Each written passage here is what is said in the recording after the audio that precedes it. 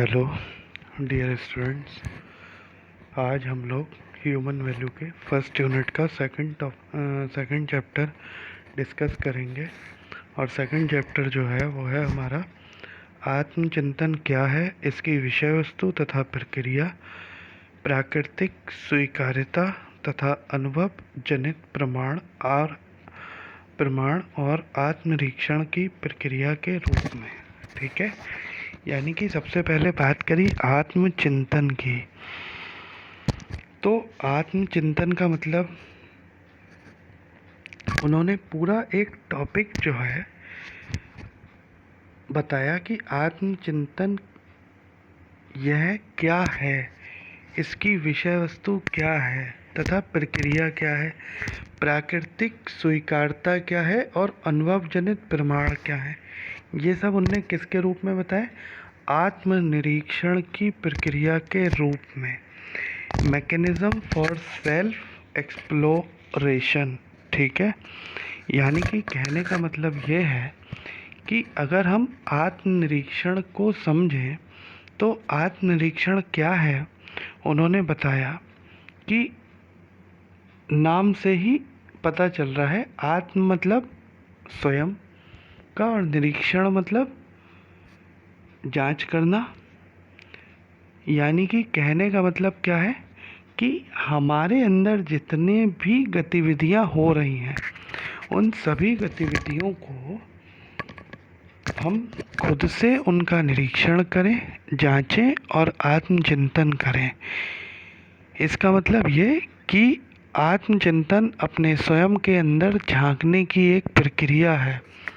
Generally होता क्या है कि लोग हमसे कहते भी हैं, आपने देखा होगा कि खुद के अंदर झांक के देखो। उनका कहने का मतलब ये है कि आप अपने खुद के बारे में पहले सोचो, क्या सही है, क्या गलत है, क्या आप कर सकते हो, क्या आप करना चाहते हो और आप क्या कर रहे हो। इन सारी चीज़ों को जब तक आप खुद से निरीक्षण नहीं करोगे, आत्मनिरीक्षण नहीं करोगे, तब तक आप अपने जीवन के उद्देश्यों को, अपने जीवन के लक्ष्यों को प्राप्त नहीं कर सकते। इसीलिए अगर आत्मनिरीक्षण को कोई हमसे परिभाषित करने को कहे तो आप क्या कहोगे कि वह प्रक्रिया जिसके द्वारा हम स्वयं का निरीक्षण कर सकें, स्वयं के बारे में चिंतन करके अपने अंदर होने वाली गतिविधियों को जांच सकें, वो प्रक्रिया क्या है? आत्मनिरीक्षण। और आत्मनिरीक्षण को क्या है? आत्मचिंतन या आत्म अन्वेषण या स्वयं निरीक्षण आदि के नाम से भी जानते हैं। ठीक है, अब उन्होंने बताया कि आत्मचिंतन या आत्मनिरीक्षण में आदृश्य भावनाएं, अनुभूतियां दृश्यमान होने लगती हैं। इस प्रक्रिया में अंतर्ज्ञान जो है वो अपेक्षित होता है, या दूसरे शब्दों में ये कहें कि आत्मचिंतन जो है वो अंतर्मन की यात्रा है और यह यात्रा मानसिक पटल पर पूर्ण की जाती है। यानी कि कहने का मतलब ये है कि हम अपने दिमाग में जो कुछ भी सोच रहे हैं, जो कुछ भी करने की एक योजना बना रहे हैं, उसके बारे में जब तक हम खुद से ये भी ना सोचें कि ये काम हम कर सकते हैं या नहीं कर सकते हैं, या इस काम को करने के लिए हमें क्या क्या करना चाहिए, तो वो क्या है कि अंतर्मन की एक यात्रा है। ठीक, इसी तरीके से उन्होंने बताया कि आत्मनिरीक्षण अपने स्वयं को झांकने की प्रक्रिया है। तो यह इस बात को प्रदर्शित करता है कि मैं यदि आत्मनिरीक्षण करूं या आत्मचिंतन करूं तो मेरे लिए सत्य, सही और यथार्थ क्या है, इसका फैसला मुझे स्वयं करना होगा। जो कि मैं इतनी देर से आपको बता रहा था कि आत्मनिरीक्षण क्या है। तो उन्होंने बुक में भी लिखा है, देखो थर्ड पैराग्राफ में, कि आत्मनिरीक्षण अपने स्वयं में झांकने की प्रक्रिया है। तो यह इस बात को इंगित करता है कि मैं यदि आत्मनिरीक्षण करूं अथवा चिंतन करूं तो मेरे लिए सही, सत्य और यथार्थ क्या है, इसका फैसला मुझे स्वयं करना पड़ेगा। यानी कि आपको अपने भविष्य के लिए, अपने लक्ष्यों की प्राप्ति के लिए, अपने जीवन के उद्देश्यों की प्राप्ति के लिए क्या सही है, क्या गलत है, क्या आप कर सकते हो, जो आप करोगे वो सही होगा, ये सारी चीज़ें भी आपको सोचनी पड़ेंगी। हालांकि हमारा रहन सहन, हमारे मित्रगण, हमारा परिवार, हमारा वातावरण, ये सारी चीज़ें जो हैं ये कहीं ना कहीं हमारे आत्मचिंतन से जुड़ी हुई हैं। क्यों? क्योंकि हमारी जितनी भी मानसिक सोच प्रभावित होती है वो केवल हमारे किससे, हमारे रहन सहन से, हमारे फ्रेंड सर्किल से, हमारे परिवार से, हमारे वातावरण से या हमारे आस पड़ोस से प्रभावित होती है। प्रभावित होने से मतलब कि अगर हमारा रहना सहना अच्छा है, हमारे मित्र अच्छी सोच के हैं, हमारा परिवार अच्छा है, हमारा वातावरण अच्छा है, तो हम ज़रूर कहीं ना कहीं अपने बारे में अच्छा सोच सकते हैं, अपने बारे में ज़रूर कहीं ना कहीं सही निर्णय ले सकते हैं। ठीक है, तो इस तरीके से क्या है कि आत्मनिरीक्षण जो है वो स्वयं का निरीक्षण है। ठीक है, फिर बात आती है कि आत्मचिंतन का केंद्र व प्रसार। यानी कि आत्मचिंतन जो है उन्होंने बताया कि जैसे पहले की वर्णन किया जा चुका है कि अंतर्मन की यात्रा वास्तव में आत्मचिंतन है। यानी कि हमारे मन में जो चल रहा है वो क्या है? आत्मचिंतन है। परंतु यह जानना भी आवश्यक है कि आत्मचिंतन के केंद्र में मानव का अंतर्मन होता है, जिसमें कि सभी प्रश्नों के हल ढूंढने होते हैं। केंद्र से आरंभ होने वाली यह प्रक्रिया मनुष्यों को उसके उन प्रश्नों के उत्तर पाने में सहायक होती है जो वह बाह्य संसार में नहीं ढूंढ पाता। मनुष्य स्वयं के अंतर्मन को उस प्रश्न का उत्तर पाने के लिए तैयार करता है जिसे वह बाह्य स्तर पर पाना दुर्लभ समझता है। यानी कि कहने का मतलब ये है कि हमारे आस पड़ोस, हमारे घर, हमारे परिवार, हमारे मित्र बहुत सी समस्याएं हमारी जो हैं उनका समाधान दे सकते हैं, लेकिन कुछ समस्याएं जो हमारी पर्सनल हैं, जो हमारी व्यक्तिगत हैं, वो हमारे लिए खुद ही सोचना पड़ेगा। यानी कि हमें खुद ही सही और गलत का डिसीजन लेना पड़ेगा। यानी कि कहने का मतलब ये है कि हमारे घर, हमारे माँ बाप, हमारे भाई बहन हमें केवल पढ़ाई के लिए प्रेरित कर सकते हैं, हमें स्कूल भेज सकते हैं, हमारा एडमिशन करा सकते हैं, हमें फ़ीस दे सकते हैं, हमें बाहर रहने के लिए खर्च दे सकते हैं, लेकिन उसके बाद जितनी भी प्रक्रियाएं हैं वो सारी प्रक्रियाएं किसे पूर्ण करनी है? वो सब हमें पूर्ण करनी है। हमें कैसे पढ़ाई करनी है, कैसे उस पढ़ाई को करके ज्ञान प्राप्त करना है, कैसे उस ज्ञान को प्राप्त करके कल हमें नौकरी लेनी है। जब हमारे पास अच्छी नौकरी होगी तो हमारे पास पैसा आएगा। जब पैसा आएगा तो हम उससे जो है वो अपने घर को, अपने परिवार को, सबको अच्छी तरीके से चला सकेंगे, हम अपने माँ बाप का ध्यान रख सकेंगे। ये सारे आत्मचिंतन जो हैं वो हमें खुद ही करने पड़ते हैं। ठीक है, तो आत्मचिंतन का प्रसार जो है वो कहाँ तक है? आत्मचिंतन का केंद्र क्या है? वो है सर्किल में देखो लिखा है मैं, यानी कि खुद। ओरिजिन यानी कि सेंटर जो है वो आत्मचिंतन का क्या है? मैं। और इसके प्रसार क्या है? नेचर, प्रकृति, अन्य मनुष्य, जंतु, वनस्पति, पदार्थ। ठीक है, अब आत्मचिंतन के उद्देश्य क्या हैं कि मतलब आत्मचिंतन क्यों किया जाए? तो स्वयं को जानने में सहायता करना, अपने अंदर के भ्रमों को पहचानने तथा हल ढूंढने में सहायता करना। होता क्या है कि कभी कभी लगता है कि मैं ये काम कर सकता हूँ, लेकिन जब हम खुद से बैठ के सोचते हैं तो लगता है कि नहीं, मैं ये काम नहीं करूँगा। क्यों नहीं करूँगा? क्योंकि इसमें मेरे घर की, इसमें मेरे परिवार की, इसमें मेरी इज्जत जो है वो कहीं ना कहीं प्रभावित होगी और ये काम गलत है। तो वो क्या है कि स्वयं के भीतर के अंतर विरोधों, भ्रमों को पहचानने तथा हल ढूंढने में सहायता करना। फिर क्या है? जैसे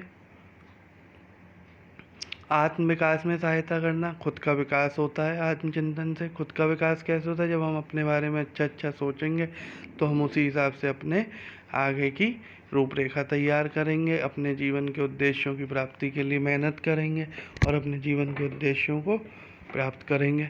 फिर इसके आगे क्या है, संपूर्ण अस्तित्व को जानने में सहायता करना, अपनी मूल आकांक्षाओं का पता लगाना, अस्तित्व की विभिन्न इकाइयों से स्वयं को जोड़ने में सहायता करना, मनुष्य को स्वयं के साथ सामंजस्य में रहने में सहायता करना।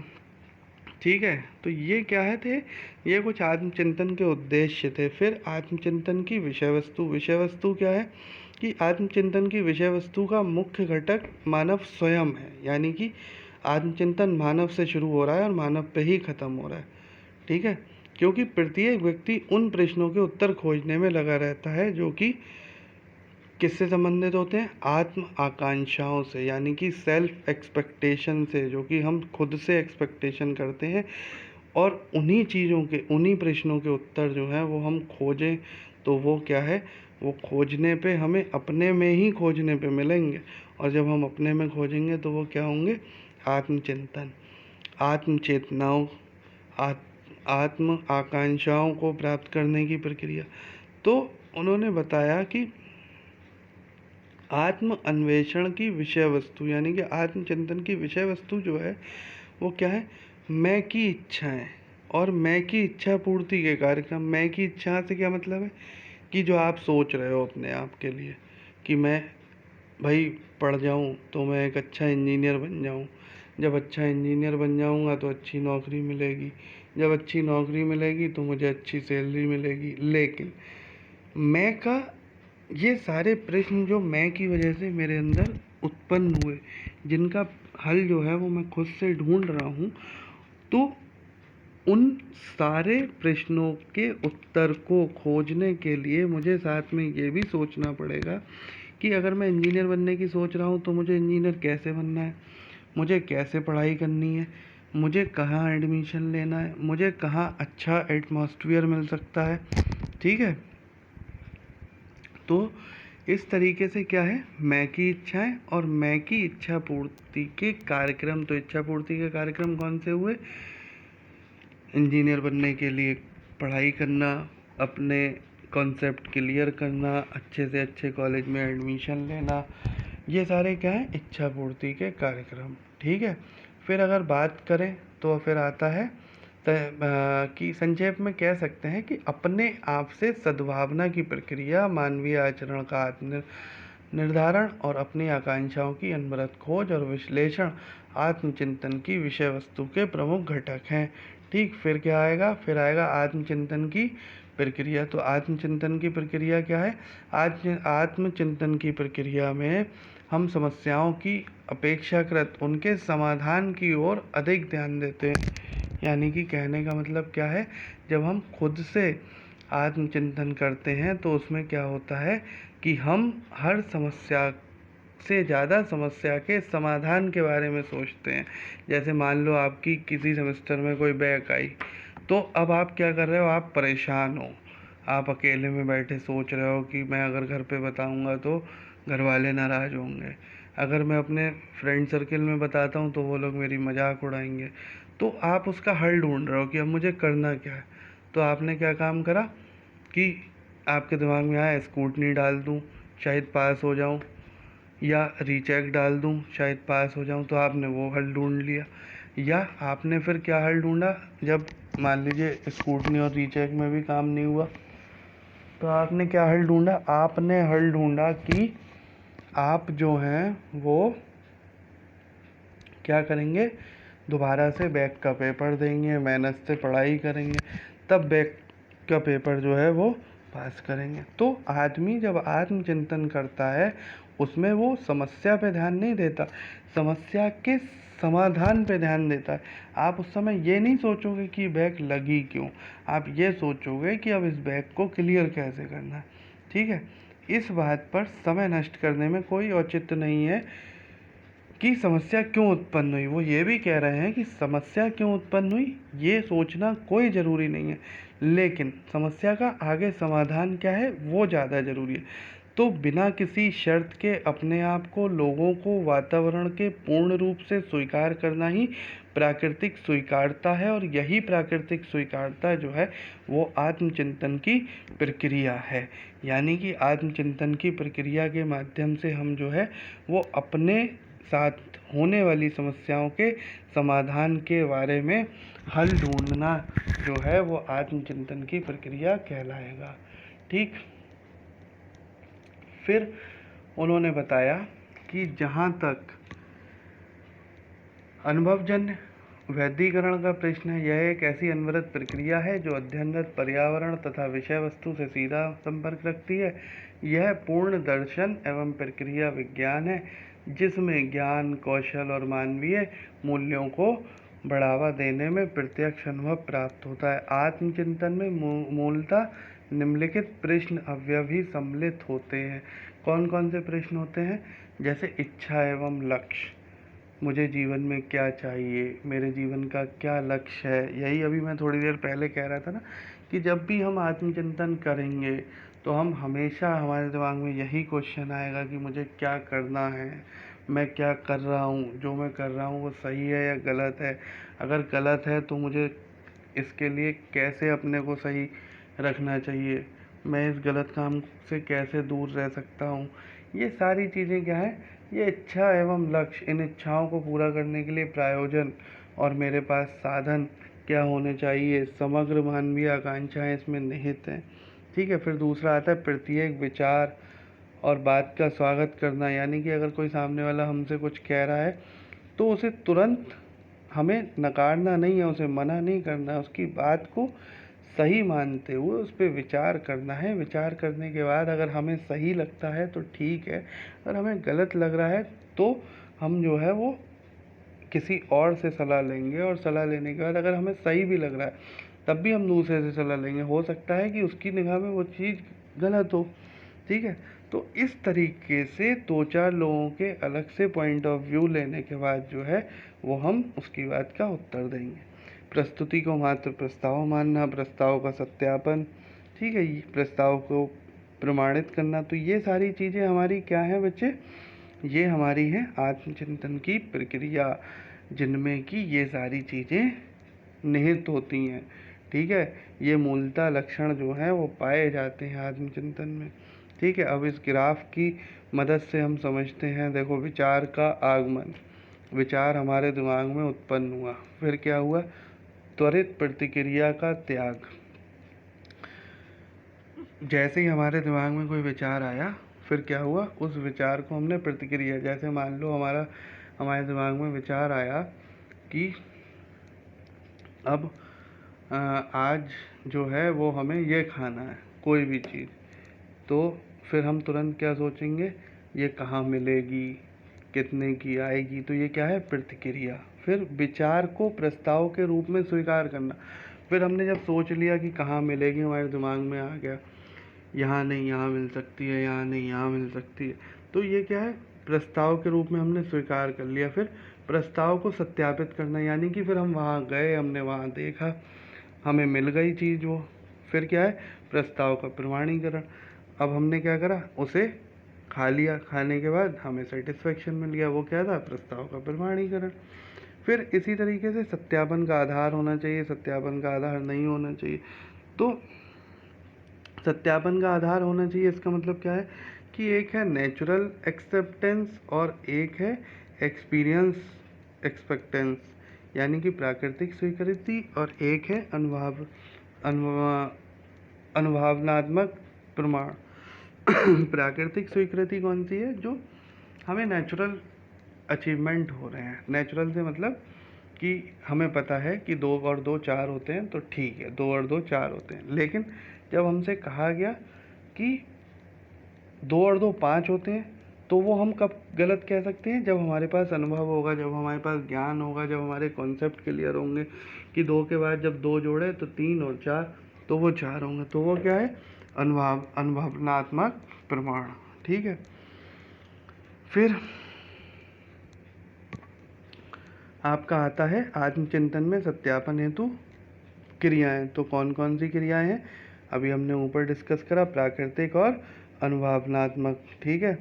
और आत्मचिंतन में सत्यापन का आधार नहीं हो, इसके लिए क्या क्या था, शास्त्र निर्देश और पूर्वाग्रह, ठीक। तो इस तरीके से हमारा जो है फिर आया हमारा वर्तमान परिदृश्य। वर्तमान परिदृश्य क्या है कि हम अपनी मान्यताओं का मूल्यांकन नहीं करते हैं, हम उन्हें व्यक्तिगत मानते हैं और सुरक्षित रखते हैं। जब हम संघर्ष में आते हैं तो हम अपनी मान्यताओं और धारणाओं की रक्षा करते हैं। हम खुद को धोखा देना या खुद को बेवकूफ़ बनाना शुरू कर देते हैं। अब होता क्या है कि हम खुद कभी कभी ऐसी परिस्थितियों में फंस जाते हैं कि हम बातों से खुद को सेटिस्फाई करने लगते हैं। बातों से सेटिस्फाई कैसे करते हैं कि आज नहीं कल कर लूँगा, मैं तो कर लूँगा, मेरे तो हो ही जाएगा, मैं तो बिना पढ़े पास हो जाऊँगा। ये सब चीज़ें क्या है कि हम खुद को धोखा दे रहे हैं, खुद को बेवकूफ़ बना रहे हैं, ठीक है ना। हम अन्य मनुष्यों और प्रकृति के साथ अपने संबंधों को संतुष्ट करने में विफल रहते हैं। अन्य मनुष्यों और प्रकृति के साथ, यानी कि उनका कहने का मतलब यह है कि जब हम अपने बारे में नहीं सोच पा रहे हैं और सामने वाले को अपने से आगे बढ़ता हुआ देख रहे हैं, तो क्या हो रहा है, हमें कहीं ना कहीं इस चीज़ से परेशानी हो रही है। हम अंदर ही अंदर जो है वो परेशान है और हम क्या कर रहे हैं कि उससे हम कहीं ना कहीं अपने अंदर का क्रोध उस पर निकाल रहे हैं, जिसकी वजह से हमारे उसके साथ भी संबंध खराब हो रहे हैं, ठीक है। हम अन्य मनुष्यों और प्रकृति के साथ अपने संबंधों में सामंजस्य लाने में विफल रहते हैं, ठीक है। फिर है वर्तमान परिदृश्य का समाधान। तो समाधान में क्या है कि प्राकृतिक स्वीकृति और अनुभवनात्मक सत्यापन के आधार पर यह धारणा को सत्यापित करना शुरू करें। यह आपको तथ्य का एहसास करने और सही ढंग से समझने में मदद करेगा। बोध तथा समझ जीवन को अच्छा बनाने में सहायता करेगी तथा जीवन में समस्याओं का समाधान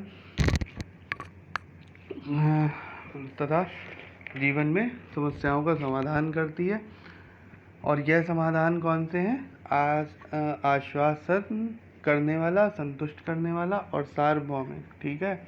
यानी कि उन्होंने लास्ट में क्यूट से बताया कि एक सफल व्यक्ति बनने का प्रयत्न ना करो, बल्कि मूल्यों पर चलने वाले व्यक्ति बनो, यही चिरकालिक सुख पाने का मार्ग है। उनके कहने का मतलब ये था कि जब तक आप ये सोचोगे कि मैं एक सफल व्यक्ति बन जाऊं, तब तक आप सफल व्यक्ति नहीं बन सकते।